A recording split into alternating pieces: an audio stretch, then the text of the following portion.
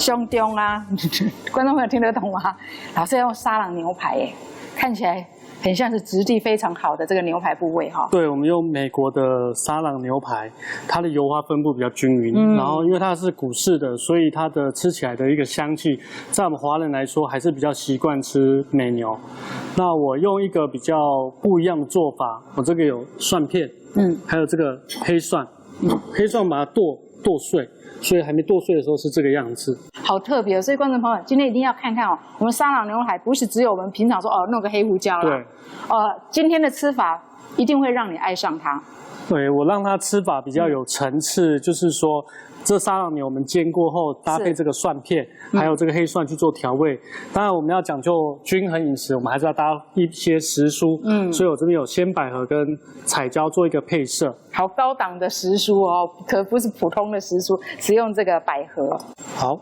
因为我们煎牛排一定锅子要热，所以我刚才我们在介绍食材的时候，我已经先热锅了。大家可以看到这个温度在这上面，你可以感到热度。这时候你才能把牛排放进去，否则太低放进去的话，这个牛排的汤汁锁不住在它里面，会比较失败一点点。OK， 好，我们把这个沙朗牛，我们事先加入黑胡椒粒下去腌制过了。好。可以先看到都没有油哦，因为我们今天的这个沙朗本身它就油花比较多。对，油花比较多，我们只需要用一点它的牛油来做它的一个提味，所以我放了2块牛油下去。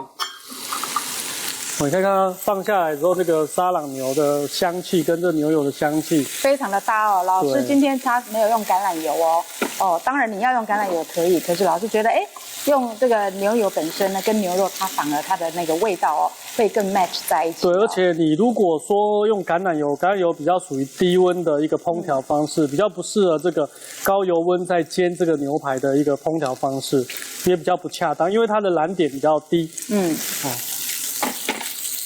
把这个肉汁锁住，然后把它煎得酥酥香香的。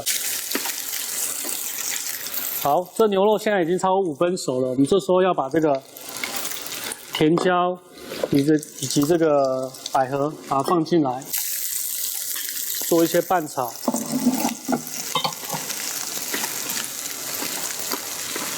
尤其这个颜色上呢，也是真的很缤纷哦，非常的分明哦，黄的、橘的，还有这个白色跟我们的咖啡色哦。好，把这个彩椒时蔬拌炒了，接下来我们加入葱花跟蒜蓉，做个爆香。因为我们一开始要煎这个牛排，所以不适合一下子就放这个辛香料去做爆香，所以是选择在后面下。对，老师有读心术哦。我想说奇怪，一般我们这个葱姜蒜不是都放在前面爆香吗？怎么老师是中途才放进去？因为我一开始放的话，它就黑掉了。因为我们需要煎这个牛排的温度要比较高。是。那我们这个黑蒜，我们把它放下来，把它放在锅中。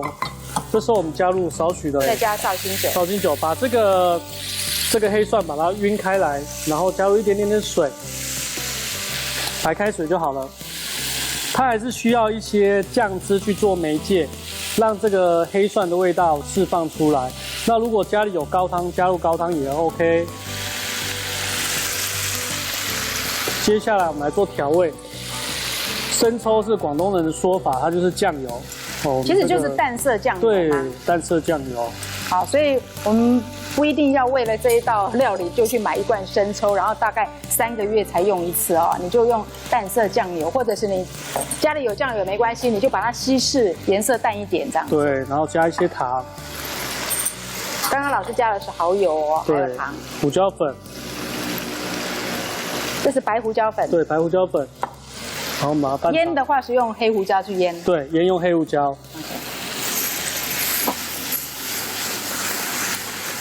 把它拌炒，让这个酱汁有没有整个包覆在我们这个食材上面。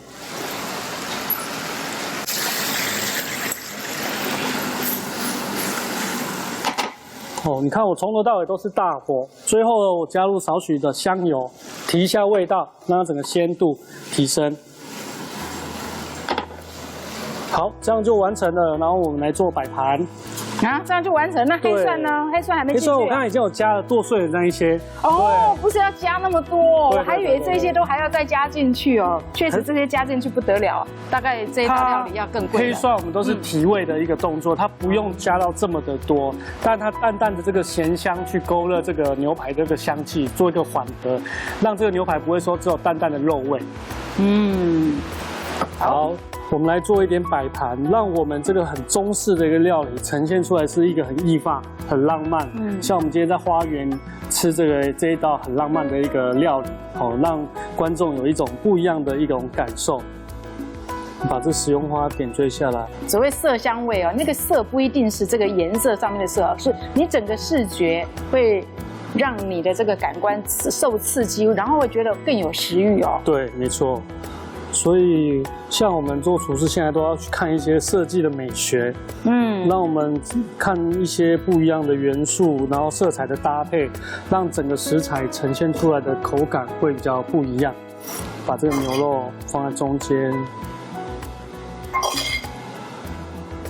就我们摆盘的时候，尽量呢不要这样散了一地哦，感觉很像是剩菜剩饭啊，一定要把它呢集中，然后再把它呢就是说堆高一点，好看起来呢就会觉得说，哎，它是非常的有价值的哦。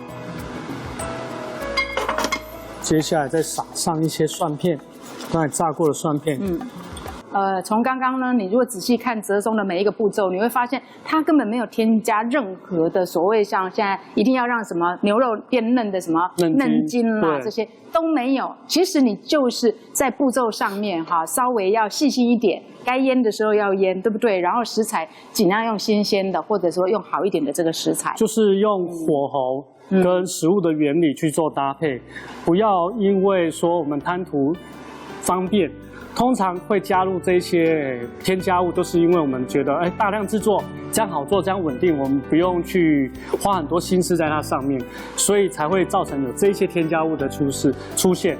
所以对厨师而言来说，这种添加物，如果我们自己是一个美食的把关者，我们一样还是用这样子的添加物的角度去做这道料理的话，这跟我们的厨德。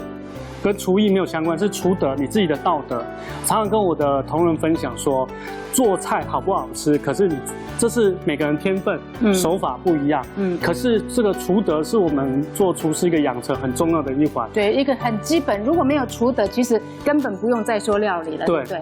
这也是我们呢，新唐电视台在推这个中国厨艺的时候我们也是一直强调厨德其实我很高兴哲松都很愿意来上我们的节目，因为他每次都是在强调这个厨德跟我们的这个理念呢，真的是非常的那个契合，所以他每次做的料理都让我呢印象非常的深刻。今天非常非常的开心，哲松他真的很忙，可是呢他也是一样很开心的来跟全球的观众呢分享呢他的这个料理呢。我希望呢今天的节目呢会让大家非常的喜欢。如果到台湾的话，别忘了来找我们的哲松来吃他的拿手菜，绝对让你呢满载而归。我们下次见，哲松，谢谢你，谢谢。